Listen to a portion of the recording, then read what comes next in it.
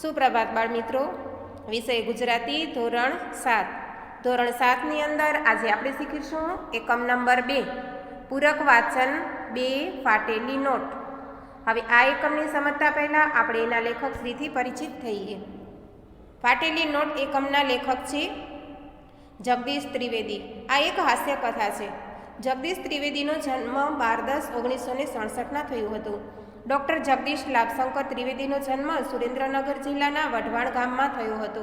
તેઓ હાસ્ય કલાકાર અને હાસ્ય લેખક છે. 7 સફળ એકાંકી અને માણસકંપ એકાકી સંગ્રહો તથા રમૂજની રેલગાડી, ગમત ગુલાલ અને હાસ્યની હોસ્પિટલ તેમના હાસ્યરસના મુખ્ય પુસ્તકો છે. રમૂજની રેલગાડી સંગ્રહને ગુજરાતી સાહિત્ય પરિષદનું જ્યોતિન્દ્ર દવે પારિતોષિક મળેલ છે. આ પાઠમાં લેખકે હાસ્ય નિષ્પન્ન કરવાના ઉદ્દેશથી 5 રૂપિયાની ફાટેલી નોટ અને એને વટાવવાના વિવિધ પ્રયાસોથી હાસ્યસભર શૈલીમાં રજૂઆત કરી છે. રિક્ષા ચાલકે આપેલી ફાટેલી નોટ વિવિધ વ્યક્તિઓ પાસે વટાવવાના નિષ્ફળ પ્રયાસોનો દ્રશ્યાત્મક ચિતાર અહીં આપ્યો છે.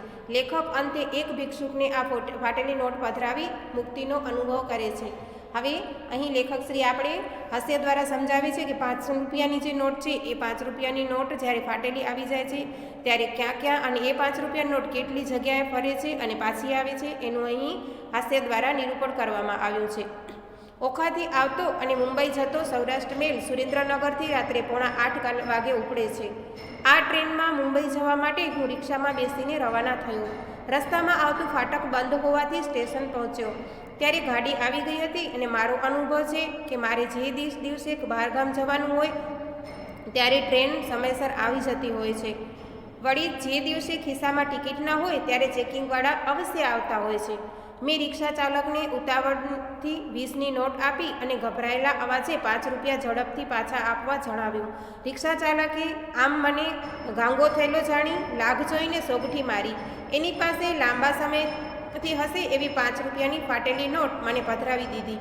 મેં નોટ સામે જોયા વગર માત્ર ગાડી સામે જોઈને ચાલુ ટ્રેને મારા ડબ્બામાં વિજય પ્રવેશ કર્યો.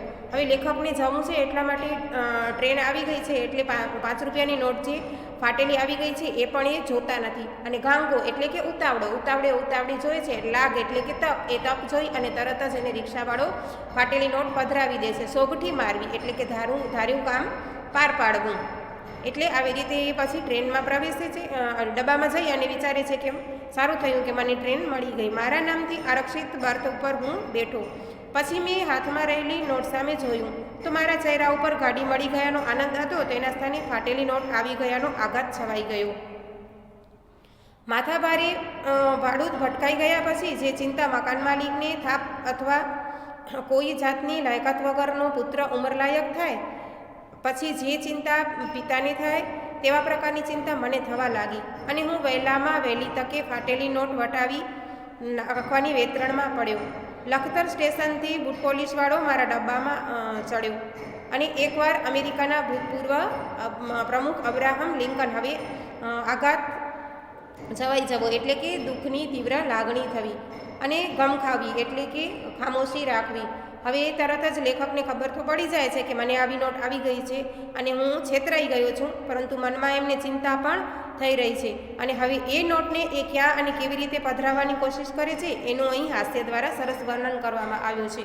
હવે એકવાર અમેરિકાના ભૂતપૂર્વ પ્રમુખ અબ્રાહમ લિંકન પોતાના બૂટને જાતે પોલિશ કરતા હતા. આ જોઈને તેમના સેક્રેટરીએ પૂછ્યું કે તમે તમારા બૂટને પોલિશ કરો છો? ત્યારે રમૂજી સ્વભાવના લિંકન બોલ્યા કે તમે બીજાના બૂટને પોલિશ કરો છો? હું લિંકન જેટલો મહાન નથી, છતાં મારા બૂટને જાતે પોલિશ કરું છું. હજુ કલાક પહેલાં જ બૂટ પોલિશ કર્યા છતાં ફરીથી આપ્યા. બૂટ સાથે સૂચના પણ આપી કે મોઢું દેખાય તેવા ચકચકિત થવા જોઈએ. પોલીસવાળાએ કહ્યું કે સાહેબ, તમારા મોઢામાં ખાસ કશું જોવા જેવું છે નથી, છતાં મોઢું જોવું હોય તો રેલવેએ અરીસા રાખ્યા છે. બૂટમાં મોઢું દેખાશે નહીં, માટે તમે કહો તો પોલીસ કરું. માટે મારે ફાટેલી નોટ વટાવવાની હતી એટલે હું ગમ ખાઈ ગયો. એ પોલીસ કરી રહ્યો એટલે મેં પેલી ખાસ નોટ આપી. એણે નોટ હાથમાં લઈને તરત જ પાછી આપતા કહ્યું કે સાહેબ, આ ફાટેલી નોટ છે, બીજી આપો. મારું હૃદય ધબકારો ચૂકી ગયું અને મારે 5નો સિક્કો આપવો પડ્યો. હવે 5ના બૂટ પોલિશ કરેલા હોવા છતાં પણ એ બૂટ કરવા આપે છે, કારણ કે 5ની નોટે આપી દે, પરંતુ એ 5ની નોટ પાછી આવે છે. મારા માટે દુકાળમાં અધિક માસ જેવું થયું. વિરમગામથી ચણાની દાળવાળો પ્રગટ થયો. હું કાયમ ઘેરથી જમીને નીકળું, પછી મુંબઈ સુધી કશું ખાતું નથી, છતાં 10 રૂપિયાની દાળનો ઓર્ડર આપ્યો. એણે દાળમાં ડુંગળી, ટામેટાં, કોથમીર, મસાલો, લીંબુનો રસ વગેરે નાખીને છાપાની પસ્તીમાં આપી, સાથે પુઠ્ઠાની ચમચી પણ આપી. મેં ખિસ્સામાંથી એક નવી નોટ 5ની કાઢી, ત્યારબાદ તેમાં ફાટેલી 5ની નોટ મૂકીને 10 રૂપિયા આપ્યા. દાળવાળાએ લીંબુનો રસ અને મસાલાવાળા હાથે નવી નોટ ખિસ્સામાં મૂકી અને ફાટેલી નોટ બંને બાજુ ફેરવીને પાછા આપતા કહ્યું, બોસ, બીજી નોટ આપો.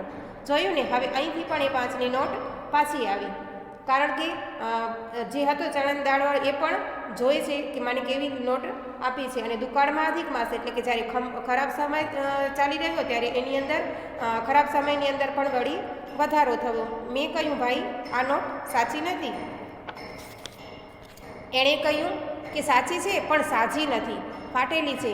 મેં લીધી ત્યારે ફાટેલી જ હતી. મેં નિરર્થક દલીલ કરી. નિરર્થક એટલે કે નકામી દલીલ કરે છે કે મેં જ્યારે લીધી ત્યારે આવી જ હતી, તમારે ન લેવી જોઈએ, ધંધાનો ટાઈમ ખરાબ કરોમાં, બીજી નોટ આપો, એણે ખીજાઈને કહ્યું.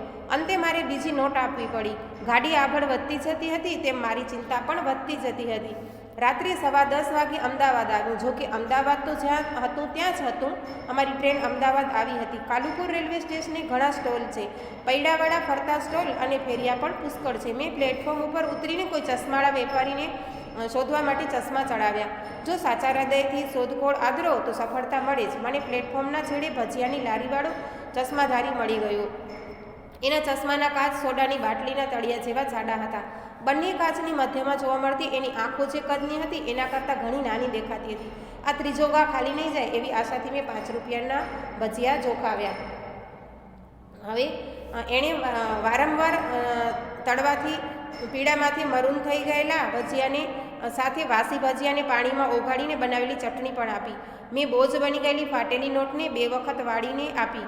એણે નોટની બંને સળ ખોલી, એક જ નોટને 2 હાથથી પકડી અને ચશ્માના કાચને અડી જાય એટલી નજીકથી જોઈને ફેસલો સંભળાવ્યો કે કાકા, આ નોટ નહીં ચાલે.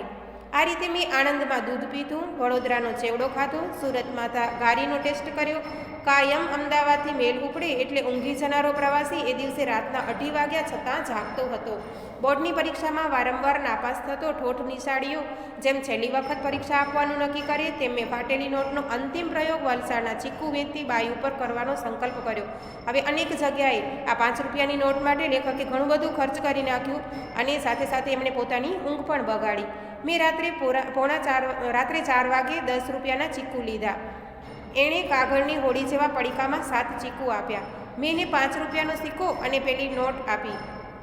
ચીકુવાળી અડધી ઊંઘમાં હતી, છતાં ફાટેલી નોટ જોઈને બોલી કે યહ નહીં ચલેગી, દૂસરી નોટ દીજીએ. 5 રૂપિયા માટે લાખ રૂપિયાનો માણસ જૂઠું બોલ્યો કે મારી પાસે 10 રૂપિયા જ છે. એટલે એણે કાગળની હોડીમાંથી 4 ચીકુ પાછા લઈ લીધા અને મને 3 ચીકુ અને મારી ફાટેલી નોટ આપીને ચાલતી થઈ ગઈ. સામા છેડે ઊભેલો બેટ્સમેન પોતાનો સાથી ખેલાડીને આઉટ થઈને જતો જોઈ રહે એમ હું ઓશિયાળા મોઢે પેલી ચીકુવાળી બાઈની પીઠ સામે જોઈ રહ્યો. હવે અહીં પણ એનું કંઈ ચાલે, ઓશિયાળા એટલે કે શર્મિંદા થઈ જાય છે. અને એ પણ ચીકુવાળી પણ એમને એના 5 રૂપિયા લેતી નથી. વલસાડથી ટ્રેન ઉપડ્યા પછી મેં કાગળ અને પેન લઈને હિસાબ કર્યો ત્યારે ખબર પડી કે ખોટા 5 રૂપિયા ચલાવવામાં સાચા 55 રૂપિયા વપરાઈ ગયા. છતાં ખોટા 5 રૂપિયા તો ઘર જમાઈ જ રહ્યા. મેં 55 રૂપિયા બગાડ્યા. બહારનું ખાવાની ટેવ ન હોવા છતાં આચરકુચર ઝાપટીને પેટ બગાડ્યું. આખી રાત જાગીને ઊંઘ બગાડી. કાલે સવારે મુંબઈ પહોંચીને ફાટેલી નોટ ભિખારીને આપી દેવું નક્કી કરીને હું પરોઢીએ 5 વાગે આડા પડખે થયો. હવે ભિખારીને પધરાવવા માટેનું નક્કી કરીને લેખક સૂઈ જાય છે. હું સવારે 7:45 વાગે મુંબઈ સેન્ટ્રલ રેલવે સ્ટેશને ઉતર્યો. ત્યાં પ્લેટફોર્મ ઉપર જ બંને હાથે ઠૂઠો એક ભિક્ષુક બેઠો હતો. મેં પનોતી જેવી 5ની નોટ એના પાથરણામાં મૂકીને ચાલતી પકડી. હું મુક્તિનો આનંદ માણું તે પહેલાં જ અવાજ આવ્યો કે શેઠ, યહ ફટી નોટ નહીં ચાલેગી. મારું દાન સ્વીકારવાની ભિક્ષુકે ના પાડી. તે જોઈને જો મુંબઈનું પ્લેટફોર્મ મારા આપે તો જીવતા સમાઈ જવાની ઈચ્છા થઈ. ભિક્ષુકના કપાયેલા હાથ અને આંખોમાં ડોકાતી લાચારી જોઈને મારે માટે ફાટેલી નોટ પાછી લઈને નવી નોટ આપવી પડી. આમ કુલ 60 રૂપિયાની નાહક વપરાઈ ગયા, જેથી મેં રેલવે સ્ટેશનથી હોટલ સુધી ચાલીને જવાનું નક્કી કર્યું, જેથી ટેક્સી ભાડાના 20 રૂપિયા બચાવી શકાય. મેં મનોમન માન્યું કે હું મોર્નિંગ વોકમાં નીકળ્યો છું. હું બોમ્બે સેન્ટ્રલથી પ્રાર્થના સમાજ જતો હતો. ત્યાં રસ્તામાં ફૂટપાથ ઉપર એક નાનકડું મંદિર આવ્યું. મંદિર જોઈને મારા મનમાં ટ્યુબલાઇટ થઈ. મેં તરત જ પેલી ફાટેલી નોટ ખિસ્સામાંથી કાઢી અને કોઈ જોતું નથી એની ખાતરી કરીને મંદિરમાં પધરાવીને પછી એકદમ ચાલતી પકડી. ત્યારે બાજુની દુકાનમાં ગીત વાગ્યું હતું કે જિસકા કોઈ નહીં ઉસકા તો ખુદા હૈ યારો. તો મિત્રો, આ એકમમાં એક હાસ્ય કથા છે. આપણે મંદિરની અંદર નોટને પધરાવી તો ખરી, પરંતુ ભગવાન એ સર્વસ્વ છવાયેલું છે અને ભગવાન બધું જ જોવે છે.